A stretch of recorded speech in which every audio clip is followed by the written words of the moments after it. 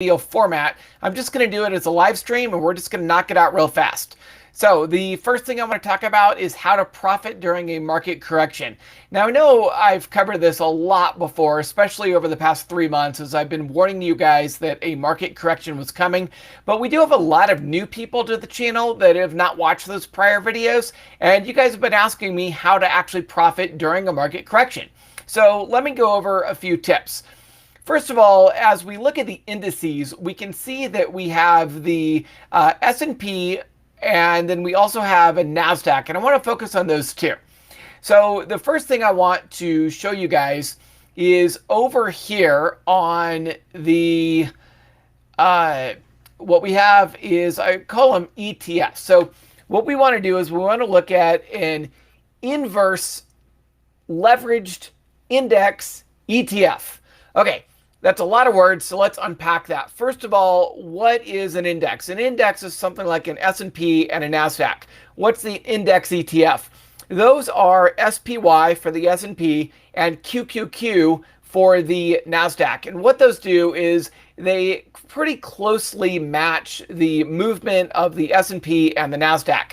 So, for example, if we come over to SPY, this is an S&P 500 ETF. So if the S&P 500 moves up 1%, the SPY should move up 1% as well. If the S&P 500 moves down 1%, the SPY should move down about 1%. Now the other one is the QQQ, and this is the NASDAQ ETF. So if the NASDAQ moves up 1%, this should move up about 1%. If the NASDAQ goes down 1%, this should go down about 1%. Now, what do I mean by an inverse ETF? An inverse basically does the opposite. And so on an inverse ETF, if you have the NASDAQ go up 1%, the inverse ETF should go down by about 1%. And if the NASDAQ goes down 1%, the inverse should go up by 1%. Now, why is that important? Because as the market goes down and we enter a correction, you want to make money off of that. The markets, the NASDAQ and the S&P will go down, and in order to make money, you need an inverse ETF. Now, you can exponentially expand the amount of money you make and possibly lose by doing a leveraged ETF. So leveraged ETF for the NASDAQ would be an SQQQ. And what this does is for every 1% that the NASDAQ goes down, the SQQQ is going to go up 3%. And the other one would be the SPXU. And on this one, for every 1% that the S&P goes down, the SPXU is going to go up by 3%. So those are the ones you guys want to look at, is the SPXU and the SXX here. Let me see if I can put those up here. I've never done this before, but let's try. Inverse leveraged ETFs. And we have the SPXU and SQQQ. Let's see if that shows up. There we go. Okay. So that's what you guys want to look at, are those two ETFs, SPXU and SQQQ. Now, the other way that we can do it is we can also do what's called a VIX play. And the VIX is a Chicago Board and Exchange Volatility Index. And basically, all you need to know about it is as the markets go down, the VIX goes up. And so there's two stocks that you can buy. They're really ETFs, and that to make a play off of those. And those two are going to be UVXY and VXX. So altogether, you've got 4 different things that you can buy in order to make money as the markets go down: UVXY, VXX, SPXU, and SQQQ. Okay, that's going to cover how to make money as the markets go down. What I want to do next is go over an AMC update, and then as well as a few stocks that YouTubers are buying. But first, I just want to remind you guys to hit that like button, subscribe, and follow the page if you haven't already. Let's get into these. And the first up is going to be AMC. Okay, so let's talk about our AMC update. So first of all, let me put this up on the screen for you guys. Hang on a second. I think I can do it over here. Where is it? Lost my screen. Hang on a second. We're going to do, this is,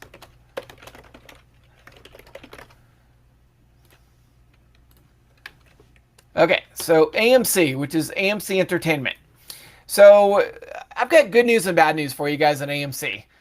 First, let's talk about the good news. And that is right here with Ortex. So the good news is that the short interest on AMC remains over 20%. Now, it is also approaching 21%. The utilization is at 87.87%. There's still plenty of room for short sellers to further short AMC. Now, if you do the math on it, the maximum possible short interest in AMC is going to be 23.81%. And that's based upon the current number of shares available to borrow. As the number of shares available to borrow goes up and down, the maximum short interest on AMC is going to go up and down as well. But for the time being, the maximum short interest is 23.81%, and we're currently at 20.92%, so about 3% away. What this shows is that the short squeeze is not even started yet, and AMC, of course, if it does short squeeze, is going to have tons of room to run up. Okay, let's talk about the bad news. And the bad news really has to do with the technicals. Technically, AMC is looking very bearish right now. The candles dropped below the 100-day EMA, the RSI continues to drop, and the MACD continues to drop as well. So technically, AMC is looking very bearish. Now, it is approaching very strong resistance at $32. And as this continues to drop, it's going to hit $32 when the RSI hits oversold. And so those two things combined really point to AMC bottoming out at $32. And so personally, I'm thinking about loading up on shares at around $32, and I'm expecting a nice rebound off that $32 level. So that's my update for you guys on AMC. Now what we're going to do is get rid of some scammers. I hate these guys. Block. Block. Go away, you stupid scammers. Hate you guys. Okay. Now, yes, Ken Griffin was lying. We all know that. Oh my gosh. Just, if you want to know more about that, go watch Keenan Grace. Keenan Grace has been covering that whole story excellently. I haven't really been talking about it because I've been focusing on stock picks rather than all the news behind it. But yeah, my man Keenan Grace, amazing at covering what's going on with the AMC. Okay, let's talk about CRSR. Let me get this caption updated. Hold on.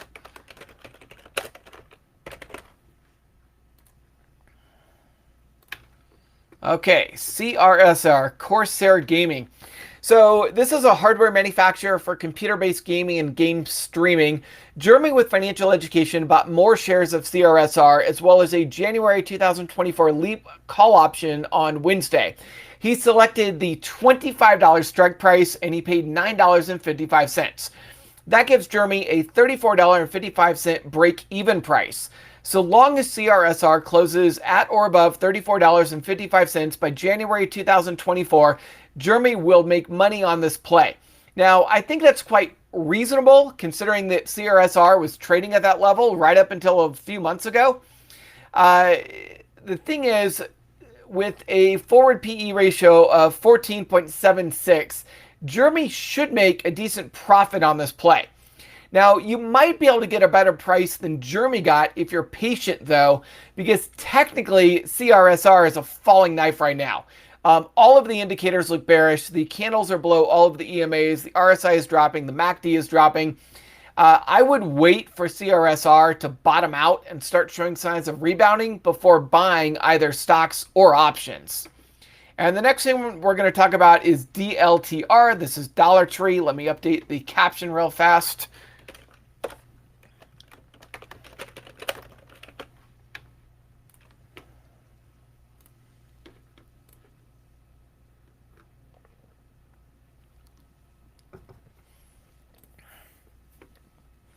Yes, the baby is coming. I don't know when. Not yet.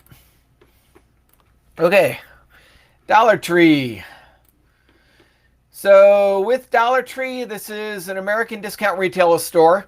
DLTR ran up over 16% on Wednesday after they announced two major changes. First, they are doubling their share buyback program from $1 billion to $2.5 billion. Second, Dollar Tree announced that they will be changing their business model from only offering items at $1 to offering items priced at $1, $3, and $5. Those two announcements combined sent the stock price up over 16%. Now, DLTR was down quite a bit over the past few weeks due to reporting bad Q2 earnings. It's clear that management is trying to turn things around and revive the company. Now, whether or not those changes will work out is yet to be seen, but it sounds like it probably will. Regardless, today's rise in price means the forward PE ratio has now risen to 18.03. This is a brick and mortar retailer. That's not terribly high, but for a company that is seeing declining sales and declining revenue growth, yeah, that's not really great PE ratio for declining sales. Okay, the other thing is... All right, so what's going on? So a lot of people think this run-up was a bit too high. Some people bought put options, including myself. I did buy put options on DLTR today. Down a little bit on those, but not terribly bad.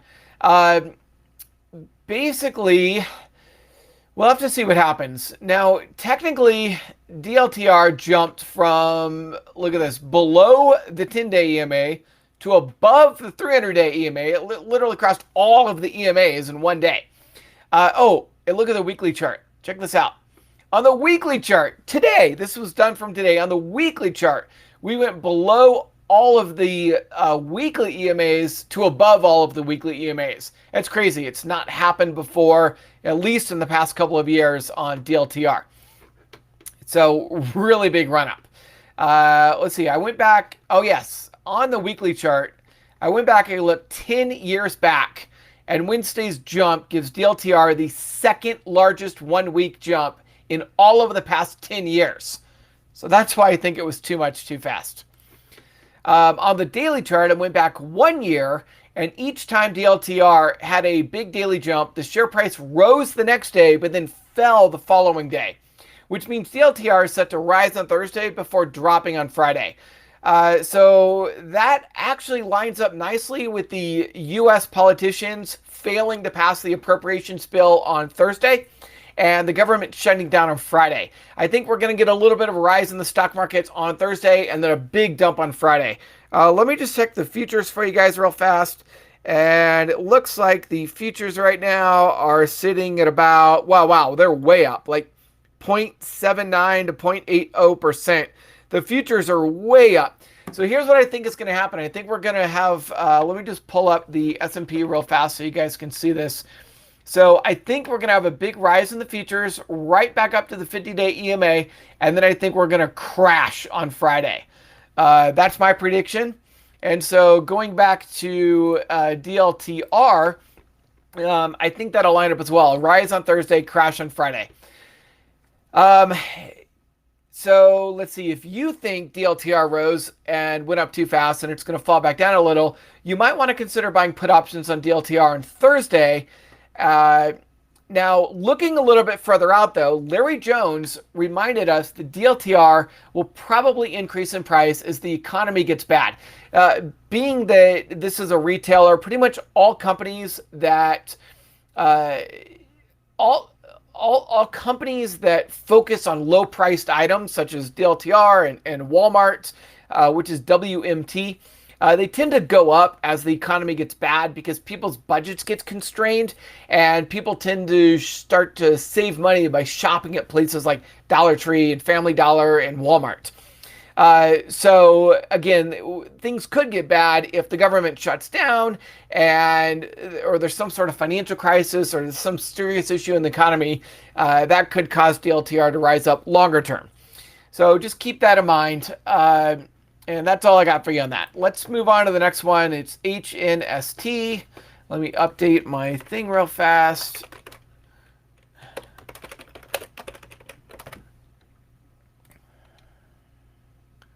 There we go. Thank you so much, Michael, for the super chat, for the $5. I really, really appreciate it. You are awesome. Oliver, welcome from Finland. It's great to see you. And Adrian, coming all the way from Asia. Awesome. Super early in the morning. Yes, it is. I needed to get this out before the pre-markets open so you guys know what's going on. Okay, let's move on to HNST. And let's talk about this guy. So this is the Honest Company. Well, actually, it's not it's just Honest Company. Anyway, they're an ethical consumer goods company founded by Jessica Alba. She's, I think, a movie actress in the US. I don't know. I'm not really good with celebrities. Germany with Financial Education bought a January 2024 Leap call option on HNST today. He selected the $10 strike price for $4.89. So his break even is $14.89. So long as HNST closes at or above $14.89 by January 2024, Germany is going to make money on this option. Now, personally, I think he was a little bit early in buying in. HNST appears to still be a falling knife. Everything is bearish. The candles are below the EMAs. The RSI is dropping. The MACD is dropping. I think it's just too early. So in my mind, I would just wait for HNST to bottom out before buying in. And that goes for stocks and options. Okay, next up is LCID. Let's pop this one up on the screen.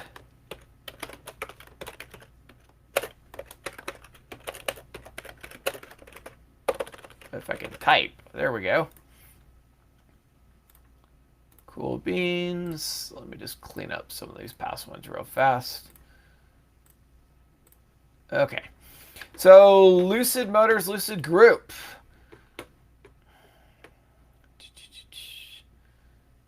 All right, what's going on with this guy? So this is an American EV manufacturer, for those of you guys who don't know. StockMo thinks LCID is going to very quickly rise to above $30. We have strong resistance here at around $27.49, and then we have another strong resistance level right around $30. So we'll probably very quickly get to 30. Now, whether we cross it, it's going to take a while because that's really going to be hard to break through, and that's based upon some old resistance lines back here. Okay, let's see. What else Stockmo say? Oh, Stockmo said he's been buying LCID every time this thing drops. He likes that LCID is projecting faster growth than Tesla did when they first started delivering vehicles in 2012. And, you know, given how technology has advanced in the last 9 years, I think what Stockmo said is quite reasonable. Let me pull up TIPRANKS for you guys because you're going to find this to be a little interesting. Give me a second. LCID. And I'll maximize this for you guys. All right, check this out. The average analyst price target on LCID is $21. It's a $20 downside from where the stock is trading at currently. I just want to show you guys out. That's their 1 year price target, by the way. Now, keep in mind that all of these price targets 16 days ago, 18 days ago, 22 days ago, these were all given prior to Lucid Motors announcing that they'd started production. So my guess is now that they've started production and they're going to be delivering vehicles at the end of October, that we're going to see some upgrades on these price targets. You know, at this point, it's looking to me like Lucid is going to be another Tesla where the analysts are constantly giving these low price targets and Lucid just is going to keep blowing them out of the water. So that's what I think is going to happen here. By the way, on TIPRANKS, today's the very last day to get 20% off. And I apologize, I didn't put the link to that in here. So, all right, it's going to get a little complicated, but if you guys want the link, here's what you need to do. You need to go to the YouTube page, go to my YouTube page, Stock Curry, go to the video I uploaded prior to this one, and there will be a link for that 20% off there. Again, Thursday is the very last day. So I'm not going to take time to put that up, but if you want that, get the link from the prior video. Okay, let's do this. Let's go to the next stock. How do I get off this? Okay, cool. What's up next? MS, Morgan Stanley. Let's pop this one up on the screen.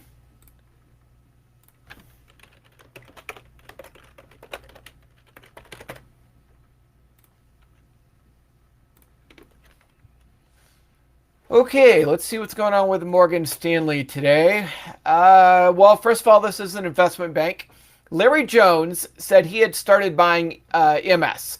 Now, personally, I like other banking stocks better. Bank of America, Wells Fargo, Goldman Sachs especially, even Citigroup.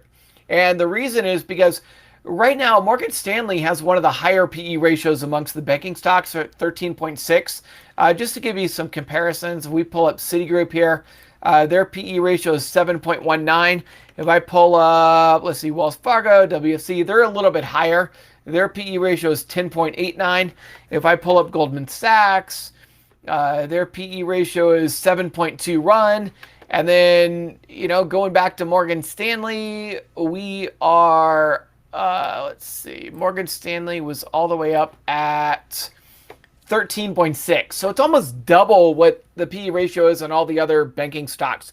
That's why Morgan Stanley, honestly, is one of my least favorite banking stocks. Now, technically, the chart's really bearish. After Wednesday's closing candle was below the 50-day EMA. We got the RSI dropping, the MACD's dropping. It just looks really bearish right now. I would not touch MS. This is a falling knife. I would just wait for it to bottom out before buying in. I think Larry Jones was too early on this one. Okay, let's go up to SDC, Smile Direct. Anybody watching live want to guess who talked about this one? I'm going to put it up on the screen and give you guys a few seconds to guess who talked about it.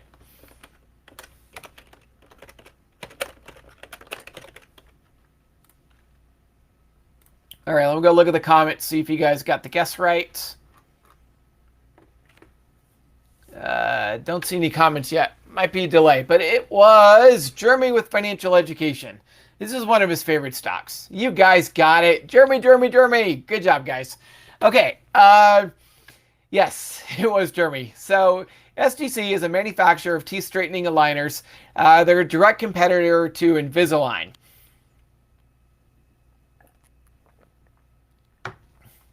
And like I said, Jeremy with Financial Education bought a January 2024 leap call option on SDC. All right, I really don't like this play. Let me explain.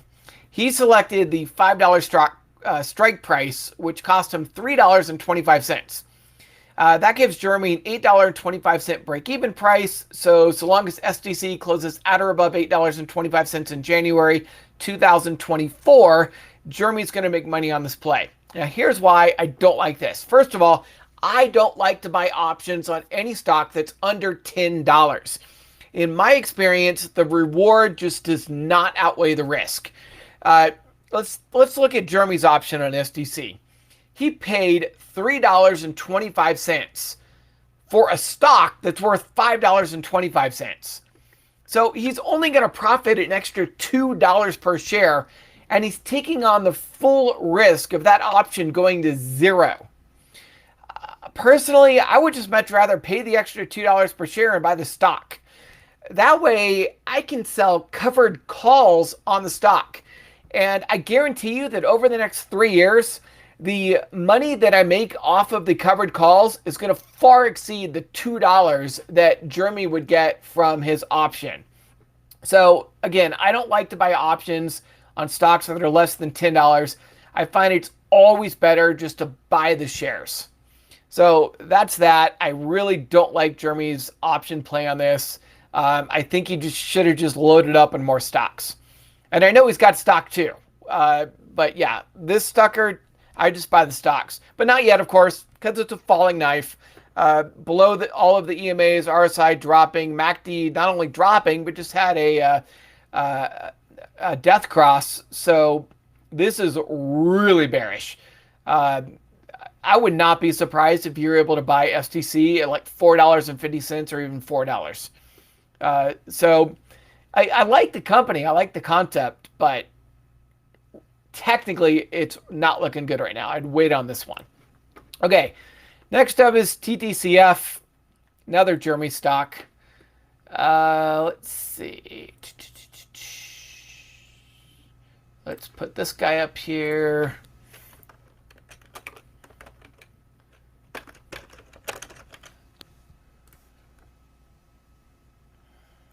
Make it easier for you guys to see what it is. Okay, TTCF. Let's go talk about this guy. Okay, so this is a plant-based foods company, German with financial education. He bought more shares, and then he also bought a January 2024 leap call option today, or on Wednesday, which I guess would be yesterday now. He bought the $17.50 strike price for $8.50. That gives him a $26 break-even price. So long as TTCF closes at or above $26 by January 2024, Germany with financial education will make money on this option. Now, personally, I think that seems quite reasonable because we were basically there a few weeks ago. Yeah, I think he's going to make a lot of money off this play. I really like Germany buying a call option on this. I love it. Again, I think it's a little bit too early because we've got another falling knife with the candles below all of the EMAs, RSI dropping, MACD dropping. So, I think this, shoot, this could even drop all the way down to $16 again. But I really, really like the, wow, we have a really strong resistance here. Let me just draw this out. By the way, if you're drawing lines, notice we got 1, 2, 3 touch points. So that's what I'm looking at for a support level. We have a very strong support level here with 1, 2, 3 touch points. So pretty much $16 is the floor on TTCF.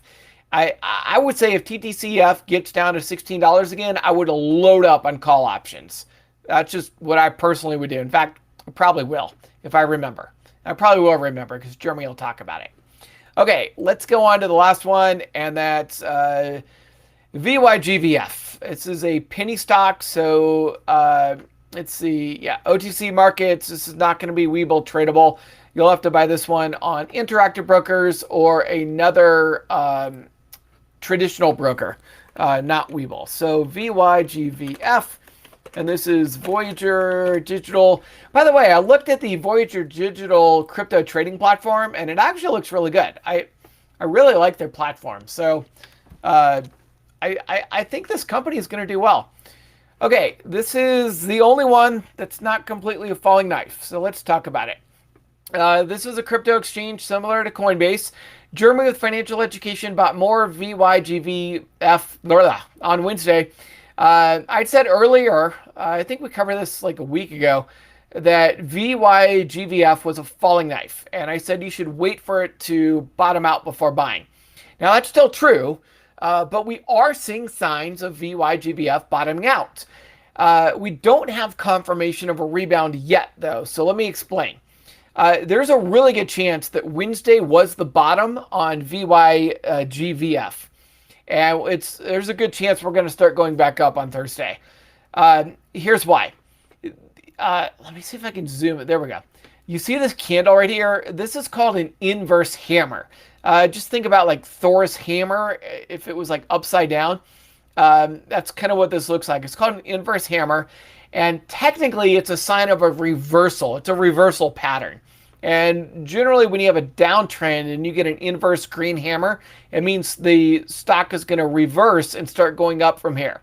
Now, we also have a bounce off of the oversold on the RSI, which is another confirmation of a reversal.